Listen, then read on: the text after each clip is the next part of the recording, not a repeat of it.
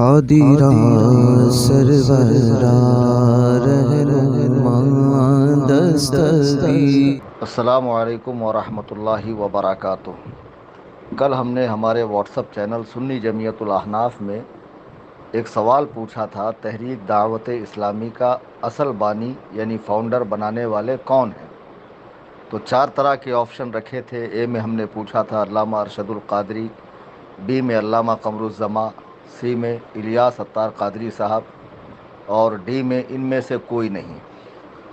تو پہلے آپشن کو 2700 لوگوں نے سلیکٹ کیا اور علامہ قمر الزماں کے نام پر 33 لوگوں نے، مولانا الیاس اتار قادری کے نام پر 878 لوگ، اور ان میں سے کوئی نہیں کو 54 لوگوں نے ابھی تک۔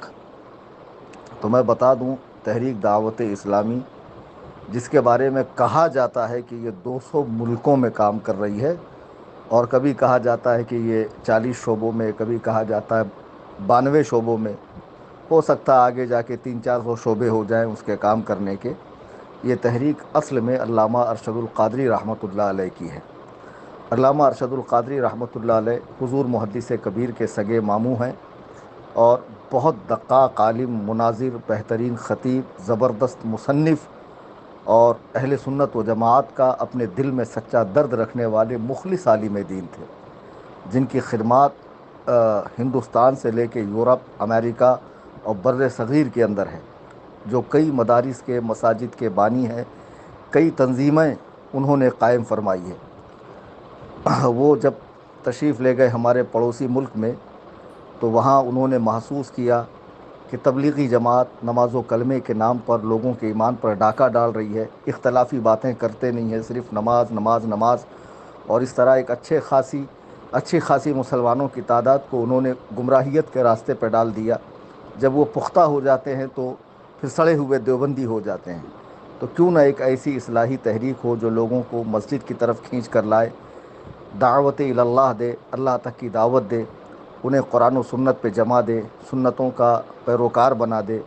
اس جذبے نیک کے ساتھ انہوں نے چند علماء سے مشورہ کیا، جس میں پاکستان کے علامہ سعید احمد کاظمی صاحب رحمۃ اللہ علیہ، اور شہزادہ حضور صدر الشریعہ محدث کبیر کے بھائی مفتی عبد المصطفیٰ اظہری، اور حضور صدر الشریعہ کے خلیفہ مفتی ظفر علی نعمانی، ان بزرگوں کے ساتھ ان میں علامہ شاہ احمد نورانی بھی شامل تھے، مفتی وقار الدین رحمۃ اللہ علیہ بھی تھے۔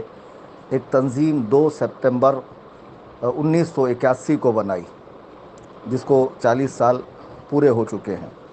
اور پھر اس تنظیم کو بنانے کے بعد انہوں نے دیکھا کہ اس تنظیم کو چلانے کے لیے کسی ایسے شخص کو قریب کیا جائے، کسی ایسے شخص کو امیر بنایا جائے جس میں تبلیغ کا جذبہ کوٹ کوٹ کر بھرا ہو، جو لوگوں سے اخلاص کے ساتھ ملتا ہو، زبان میں مٹھاس ہو، اور لوگوں کو تنظیم سے جوڑ سکے۔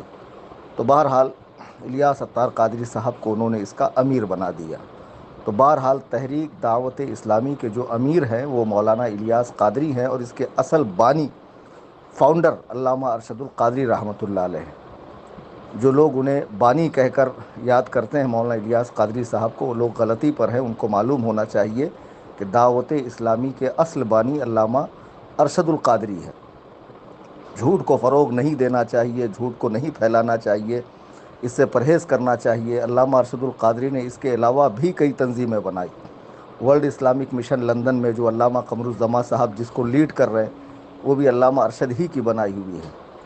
اور اسی طرح کتاب زلزلہ جو ان کی مشہور زمانہ کتاب ہے، جس نے دیوبندیت کے پرخچے اڑا دیے، اور آج تک دیوبندی اس کا جواب دینے سے عاجز ہے۔ جواب کے نام پر بہت ساری مغلظات مارکیٹ میں آئی ہے، لیکن وہ کتاب زلزلہ کا ہرگز جواب نہیں ہے۔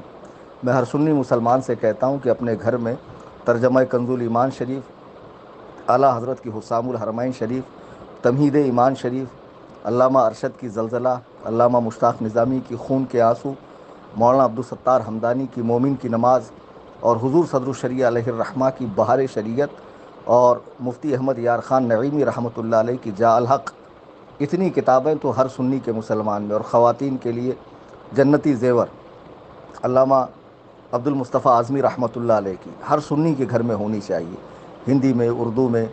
اردو پڑھنے کی کوشش کیجیے، ان کتابوں سے آپ کے گھر کا ماحول دینی بنے گا۔ تو بہرحال اس تحریک کے بانی مبانی فاؤنڈر علامہ ارشد القادری صاحب علیہ الرحمۃ والرضوان ہے۔ 2700 لوگوں کا جواب بالکل صحیح تھا۔